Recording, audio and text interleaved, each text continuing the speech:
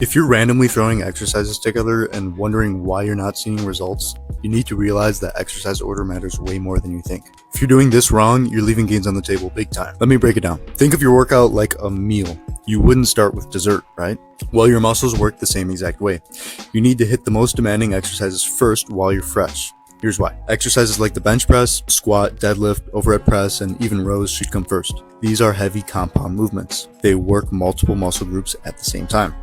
For example, when you're bench pressing, you're not just training your chest, but you're also training your shoulders and your triceps. That's why you need to be at your strongest during these lifts. So you should not start with isolations. If you burn out your triceps with skull crushers before you bench press, you're not going to be as strong in that bench press, and you're basically going to be throwing gains out the window. To make real progress, we need to hit every single muscle group across the week without unnecessary fatigue. However, if there's a specific muscle group that you want to grow the most and specialize it in your program, that muscle group should be placed towards the beginning of your workouts. Here's how it should look.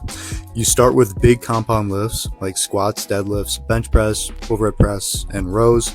And if you're trying to specialize a muscle group, you work that muscle group before your heavy lift if it does not contribute to that heavy lift. For example, right now I'm trying to grow my triceps the most. So on my pull days, I start with triceps before my main heavy lift, which is a row.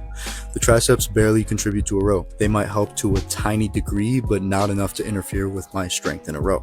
Then you just want to follow your heavy compound lifts with isolation movements. For example, starting with a chest press or a row, then moving to a fly or a lat pull over. If you're new to training, you don't need endless sets. 4 to 8 sets per muscle group per week is plenty. More isn't always better. Like and follow for more.